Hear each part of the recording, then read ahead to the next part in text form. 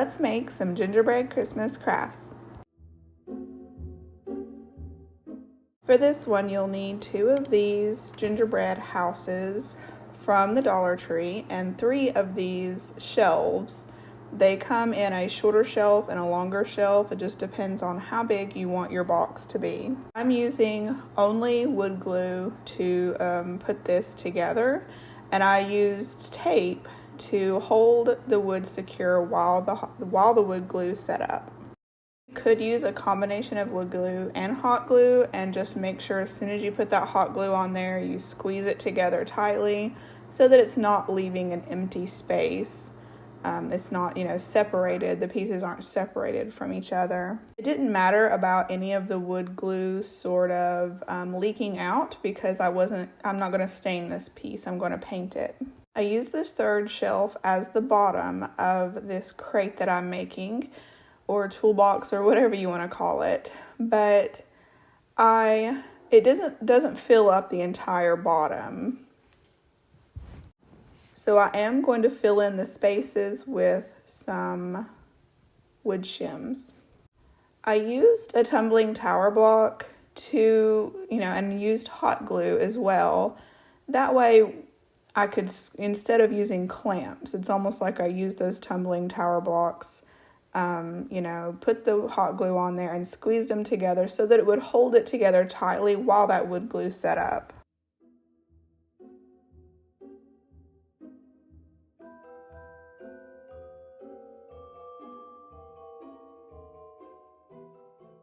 I did just want to show you there that you can cut these shims down if you just cut them long ways and then pull, tearing along the wood grain.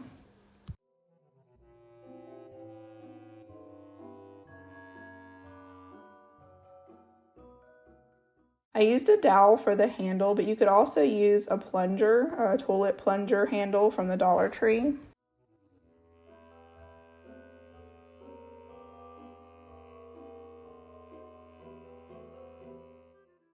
You can mix up brown paint to look like what you think the color of gingerbread should be. I used a little bit of brown oxide paint and a little bit of chestnut, but I thought the chestnut was a little too red, and that's why I combined it with brown.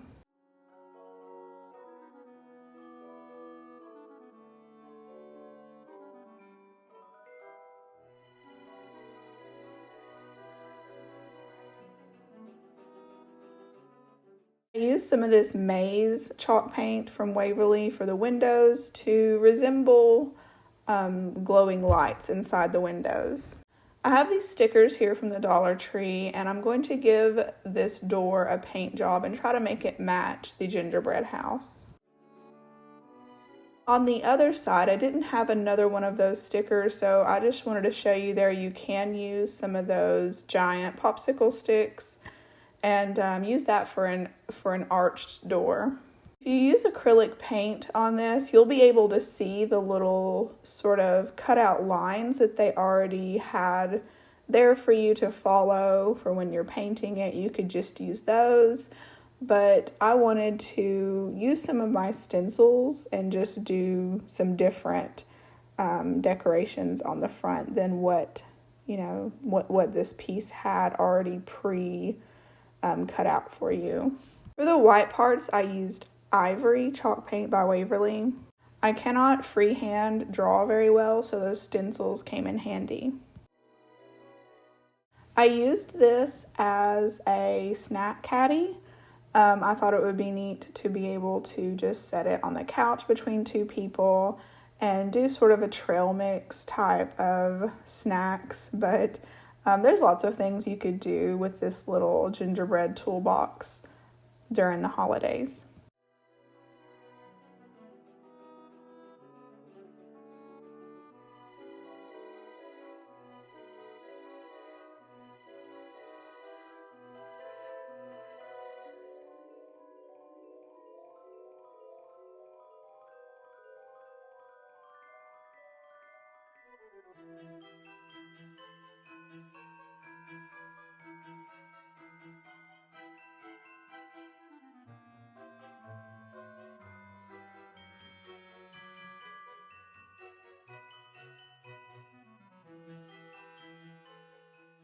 This is just a quick reminder that if you like this video, give it a thumbs up and subscribe if you haven't already. That way you don't miss any future videos.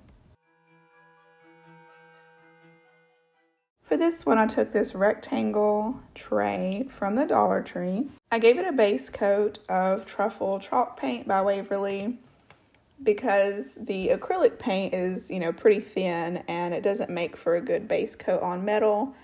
But then I covered that up with this pewter color from Apple Barrel.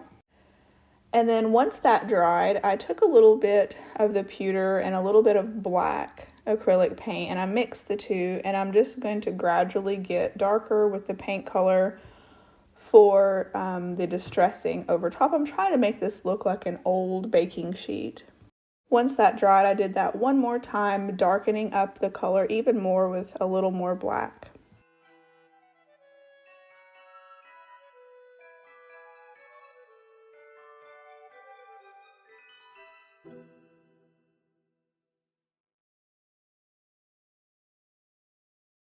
I needed a template for the Gingerbread Man, again, because I just cannot freehand draw something like this evenly. And so I just took my iPad and laid a piece of paper over it and just traced out, image searched Gingerbread Man template and traced that right on the screen. I took some air dry clay and rolled it out much too thin, but it worked out okay. Because it was too thin, I made it too thin. I did break his head in half at one point, but I just glued it back together. You can't even tell in the final, the final product, but used some Titebond Quick and Thick multi-surface glue to glue his head back together. But I did take, while the clay was still wet, I took a little bit of water on my finger and just smoothed out those sharp edges.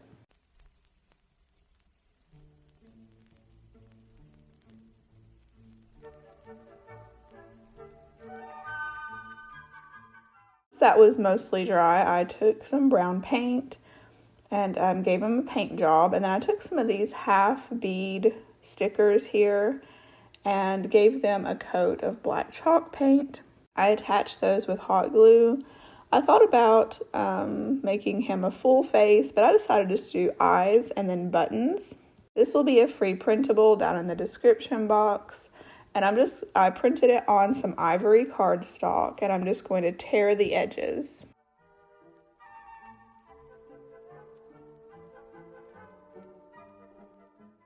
Took some Waverly Antique Wax and distressed the edges of the little sign here. I took some Titebond glue and glued that little sign down, and then took a combination of Titebond and some E6000 because I wasn't 100% sure which glue would work the best, so I just used both and then let that set up. You could make a hanger on the back. It would actually fit inside of my Crocodile Big Bite, and so I thought I'll go back later and punch a couple of holes in this and add a hanger, but you could also use glue and make a hanger or just leave it like this to where you just lean it up against the wall. I have a lot of shelving in my house and I might just do that.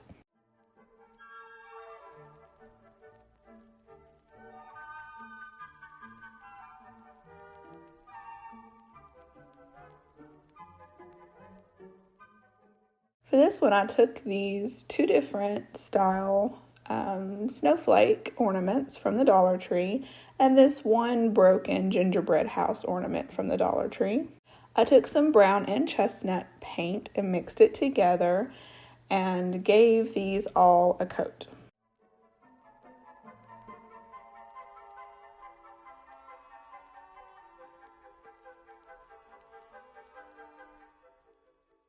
For the little broken house, I wanted to make it a little bit different than just reassembling it the way it was. I don't usually, little ornaments that have their own individual lights, I don't usually go and, turn those on and off, during the Christmas season. So I didn't really much see the point of having it. So I took that light out, and then I'm going to do something a little bit different on the back. I took this little gingerbread shape from the Dollar Tree, and I'm going to glue him inside. So this will be his little gingerbread house.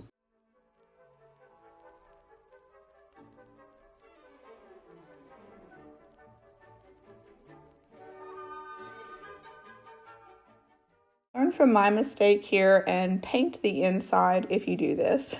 Paint the inside of the house before you glue it all together. I was thinking that it wouldn't look bad to look into those little windows and see the raw wood, but I ended up not liking how that looked. That chestnut is pretty red, which does have a little bit of a gingerbread look, but I wanted it to be a little more brown, so I added some more brown to that chestnut paint. And I had to take a tiny paintbrush and go inside all the windows and holes in that gingerbread house and just cover up what you could see looking through there. I did not have a white paint pen, and so I stopped and Walmart didn't have any in stock in my town either. So I didn't want to drive further away to a craft store to buy a paint pen. So I just stopped at Dollar General and they had this whiteout pen, and it ended up working very well. The first go around on the first sides of these ornaments, I did a pretty thick line, and then on the other side I had gotten a little bit better at using the pen, and so the lines are thinner, and I did end up liking the thinner lines.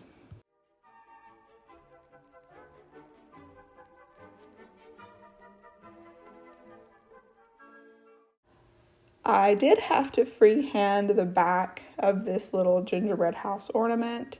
There weren't any guidelines like there were on the front, and so I just drew, some snow, and the first face I drew on the Gingerbread Man I did not like. It looked pretty creepy actually, and so I did end up painting over that.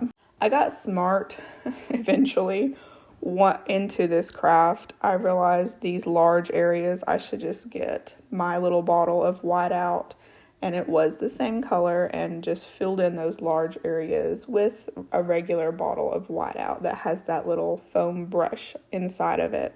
Tried freehanding some little lights, string lights on the back of this house, and it doesn't look horrible, but it doesn't really look like string lights. I wish I could have done a better job there. But I did like my second face better than my first one.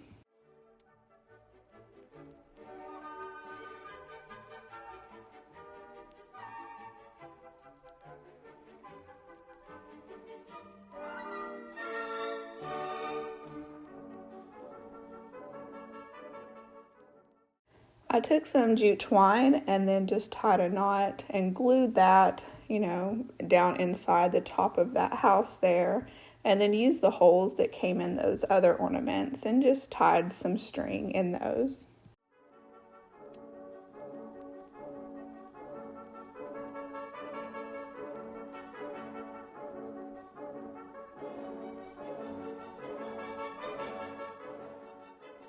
You can see there the difference on the front and back of those ornaments, one side with the thinner lines and one with the thicker. I think the thinner ones definitely look a little more professional.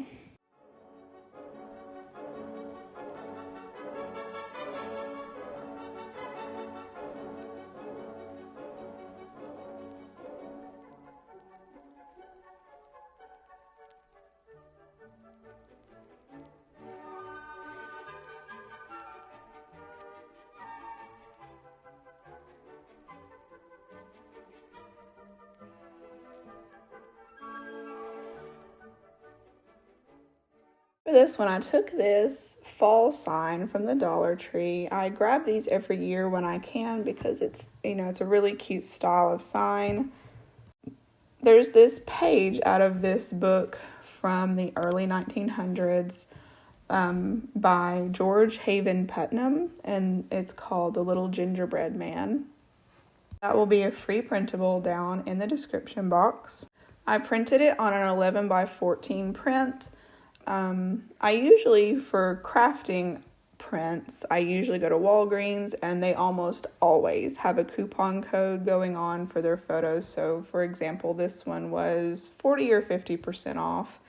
So it's nice to get affordable prints when you're crafting with them, because you never know, your craft might not turn out, and then you had bought that print, But this, really, you could just print this out on your printer as well if you have a sort of a large format printer. You could even print it on 8.5 by 11 letter size and then just have, a blank space around it, maybe stain that MDF or something, whatever you think looks best. I did cover up, because I used the back, you could see those staples on the hanger, and I just covered up those staples with a couple of wooden buttons.